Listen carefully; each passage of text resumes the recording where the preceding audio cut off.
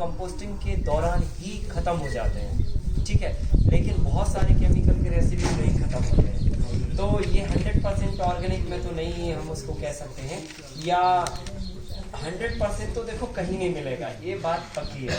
क्योंकि हम कहीं ना कहीं तो मतलब जो है ना किसी रूप में मतलब जो है ना उसके घेरे में है।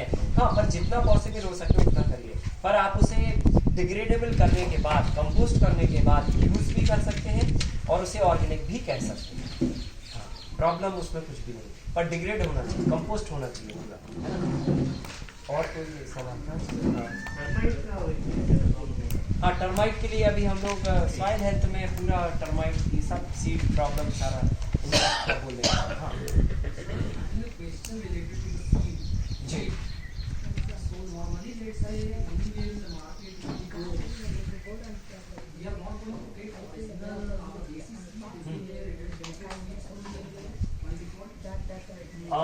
देखिए जो सीड ट्रीट किए हुए मिलते हैं उनका हम काऊ यूरिन से बोने से पहले ट्रीटमेंट कर देते हैं। सो इनकेस अगर वो ऑलरेडी ट्रीटेड है,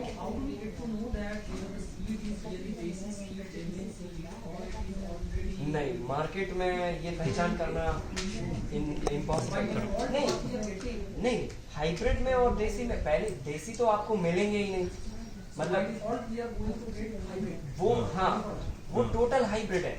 किसी भी शॉप के पास देसी सीड्स का कोई ब्रांड नहीं, ठीक है। अभी जितने भी सीड्स हैं वो सब फार्मर्स के पास ही है, ठीक है। सो किसी का मतलब ओपन दुकान पे आपको सीड्स देसी नहीं मिलेगा।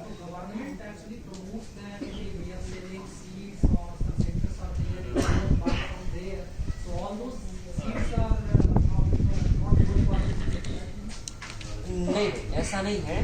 देसी सीड्स में अगर हम क्वालिटी बनाएं, उसको अच्छा प्रॉपर इम्प्रूव करें और एक कंपनी बना के उसको बड़े लेवल पे मार्केट में उतारें तो कोई तकलीफ नहीं, हम ये काम कर सकते हैं। पर इसमें अभी कोई आया नहीं है ना, अभी सब उसी में लगे हुए हैं। जब मास स्केल पे एक वॉल्यूम खड़ा हो जाएगा तब कोई कंपनी आ जाएगी फिर, है ना। तो अभी हम चंद लोग हैं जो देसी सीड्स के बारे में बात करते हैं, बाकी वॉल्यूम में अभी कंपनियों को पता नहीं है कि कितना मार्केट है देसी सीड्स का।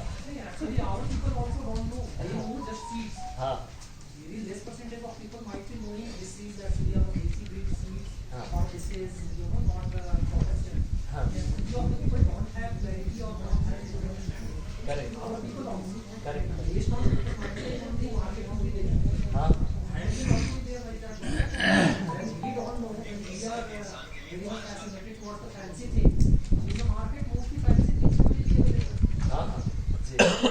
वो हो सकता है, पर हमें करना पड़ेगा उसके लिए काम, और इसमें बहुत सारी पॉसिबिलिटीज हैं इसके अंदर काम करने के लिए। बट देसी सीड्स की पहचान यही है कि मतलब आप हाइब्रिड की पहचान करके आप देसी को पहचान सकते हैं बेसिकली, कि हाइब्रिड में ट्रूथफुल लेबल लगा हुआ है, उसमें लिखा रहता है T3, है ना।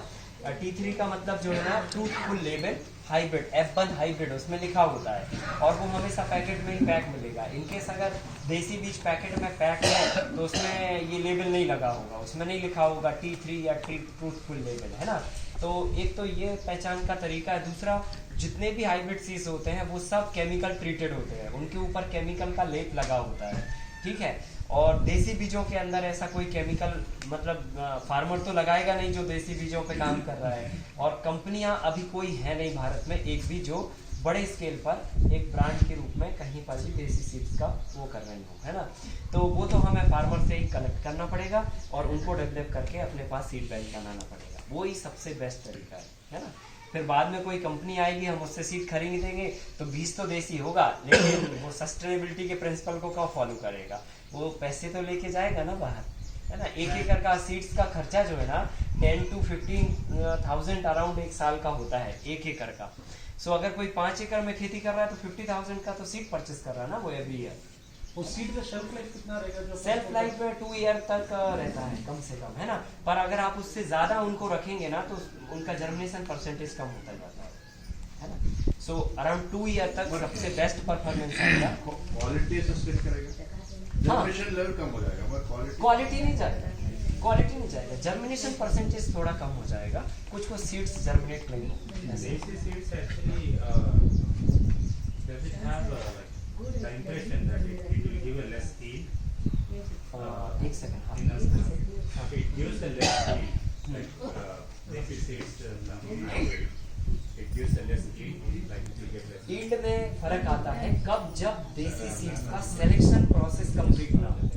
अगर हमने देखो बीज, देसी बीज बनाने वाले भारत में बहुत सारे लोग हैं, जैसे मैंने आपको बताया, पर सिलेक्शन प्रोसेस से सीड्स नहीं बनाते लोग। अगर हमने किसी, मान के चलो हमने बॉटल गार्ड लगाया, बिटर गार्ड लगाया फॉर एग्जांपल, या हमने आईवी गार्ड लगाया, एक्स वाई कोई भी क्रीपर्स या वेजिटेबल्स लगाया, उसका जो फ्रूट्स बना है ना, उसी फ्रूट से हमने सीड्स कलेक्ट कर लिया। वो देसी था, है ना, इंडिजीनियस था, पर उसका सिलेक्शन नहीं किया हमने बस उसका जो फ्रूट आया कलेक्ट कर लिया, तो उसका प्रॉपर्टी परफॉर्मेंस अच्छा नहीं आएगा। उसकी क्वालिटी परफॉर्मेंस के लिए आपको सिलेक्शन प्रोसेस फॉलो अप करना पड़ेगी। वो हम आपको सीड वाले टॉपिक में ऑलरेडी एक्सप्लेन करेंगे कि हमको कैसे परफॉर्मेंस युक्त सीड्स बनाना है देसी बीज से, ताकि हम जो है ना हाइब्रिड से ज्यादा प्रोडक्टिविटी देसी सीड से ले पाए।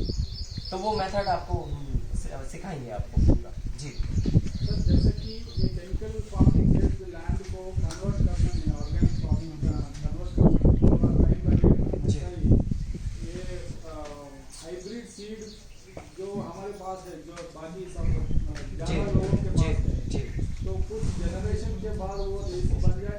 हाँ, बना सकते हैं उनसे देसी बनाने के लिए आपको क्या करना पड़ेगा, जैसे जैसे वो ब्रीडिंग होके आगे बढ़ा है, वैसे ही उसकी जनरेशन टू जनरेशन उसको कल्टीवेट करके उसकी ब्रीडिंग को हम खोल सकते हैं। उसका तरीका ये कि एक हाइब्रिड बीज को आप खेत में लगाइए, उससे जो फ्रूट्स बना उससे आप बीज कलेक्ट करिए, उसके सीड्स को वापस लगाइए, फिर उससे जो फ्रूट्स बने उसके सीड्स को वापस लगाइए। ऐसे आप 7 जनरेशन मिनिमम आप करेंगे तो वो ओरिजिनलिटी पे लौट आएगा, है ना। तो उससे एक नया जो मतलब जिससे वो ब्रीड हुआ था वो वापस आ सकता है ना। तो ये प्रोसेस कर सकते हैं और हम लोग कई बीजों पे ऑलरेडी कर रहे हैं, लेकिन ओरिजिनलिटी वो कितने ईयर में आएगा ये एकदम कंफर्म नहीं होता, पर फार्मर के लिए थोड़ा कठिन होता है। कर सकते हैं पर है ना, हम लोग तो अभी सैकड़ों बीजों पर ऑलरेडी कर रहे हैं ये, है ना। जी सनफ्लावर के लिए कैसा फार्मिंग करना, मल्टीलेयर नहीं, वो मल्टी लेयर में नहीं होगा, वो intercropping, mix cropping, multi cropping के मॉडल के साथ रहेगा, उसके लिए अलग मॉडल। हाँ जी सर, वो देसी सीड सॉइल में सेट होने का कितना टाइम लगता है? अब तक हाइब्रिड यूज कर रहे हैं। देसी सीड सॉइल में सेट होने में नहीं, कोई समय नहीं लगता ऐसा, उसके लिए कोई समय नहीं है। मिट्टी में आप जो भी बीज डालोगे, मिट्टी का गुण है उसको उगाना। ऐसा नहीं है कि अभी वो हाइब्रिड से सेट था, अभी देसी सेट होने में टाइम लगेगा, नहीं, मतलब सेम प्रोसेस है। आप हाइब्रिड लगाओ या देसी लगाओ, कोई प्रॉब्लम नहीं। हाँ, उसके परफॉर्मेंस में आ सकता है फर्क कि भाई हाइब्रिड वाला 45 डेज में फ्रूटिंग पे आ जाता है, देसी वाला 60 डेज में आ रहा फ्रूटिंग पे, ये फर्क हो सकता है। पर वो इंटरनल मैटर है उसका, प्लांट्स का, सॉइल से उसका कोई रिलेशन नहीं। यील्ड भी थोड़ा कम होगा। यील्ड कम होगा तब जब हमने सिलेक्शन नहीं किया तब, है ना। तो अभी हम आपको वही बोल रहे हैं, सिलेक्शन प्रोसेस आपको समझाएंगे कि हम कम फलने वाले बीज से भी कैसे ज्यादा फलने वाले बीजों में कन्वर्ट कर सकते हैं। उसकी मेथड है, ये साइंस है और ये कुदरती साइंस है, कोई हमारा आपका बनाया हुआ नहीं है। तो बस हमें थोड़ा करना पड़ता है उसे, है ना, ध्यान रखते हुए।